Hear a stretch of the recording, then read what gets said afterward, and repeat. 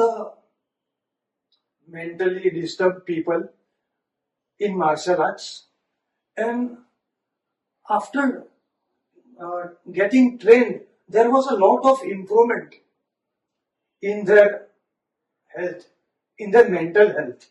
They became more calm down. Okay, they could control themselves.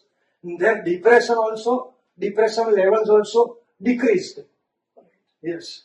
So, how does martial art help in depression and anxiety? When your mind is calm, martial arts trains the mind. So when the mind is calm, the entire nervous system calms down. There is a saying in martial arts, stiff mind, stiff body. So mind full of anxiety and stress affects the body. Okay. Your mental status affects your physical status. Correct. Okay. So when as in martial arts like Aikido, Hapkido, Judo, the mind is trained, severely trained through meditation. In karate, it is trained through kata practice. So what happens now? That the martial artist develops willpower. His willpower becomes so strong. His spirit becomes indomitable. And so anxiety, stress and all this, the martial artist doesn't bother about such things. For him it is mind over matter. He lives in the present. That is why Zen martial arts, Zen, which is very much stressed in karate, Aikido and Judo, in Hapkido, Zen. Can you explain more about Zen martial arts? Can you describe it? Yes. Whichever, actually earlier in Okinawa, in China, martial arts were practiced in the form of total street brawl. Okay. People used to challenge each other and kill each other. But when the martial arts came to Japan, the Japanese gave a new flavor to martial arts, mixing Shinto religion, Buddhism and Zen.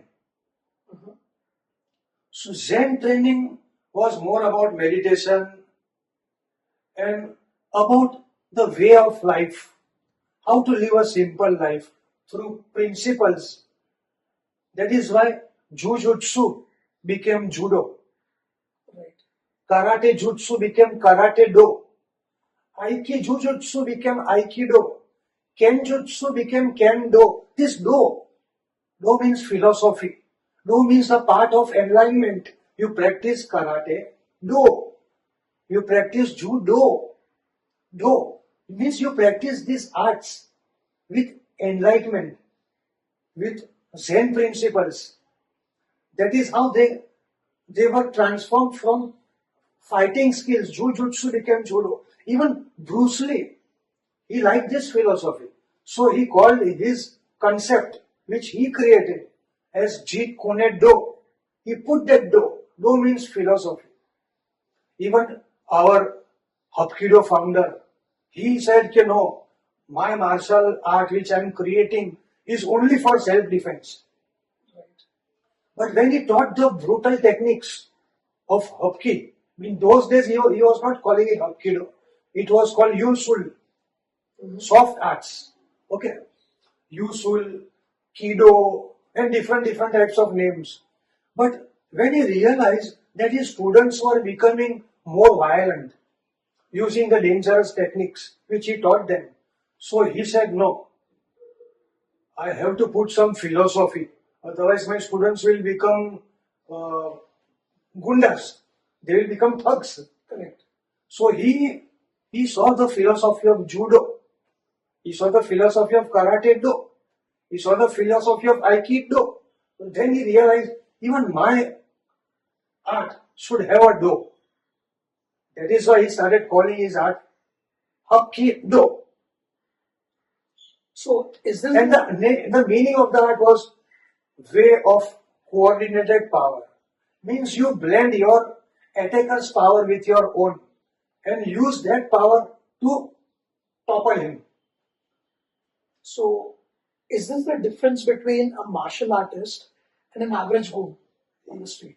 Lots of difference. See, a hoodlum, a goon or a hoodlum or a thief does not have the patience to learn kung fu. Correct. He doesn't have the patience. He prefers to buy a weapon. He prefers to buy a knife or a sword or a gun. He prefers to buy a weapon instead of creating one. A martial artist will develop his body into kung fu or karate. He will develop his body into hapkido as a weapon by hard training, by his efforts, by his perseverance. A hoodlum or a goon or a thief will prefer to buy a weapon. A martial artist also uses weapons. Karate people use nunchaku. In hapkido we use the stick, knife. Aikido people also use knife.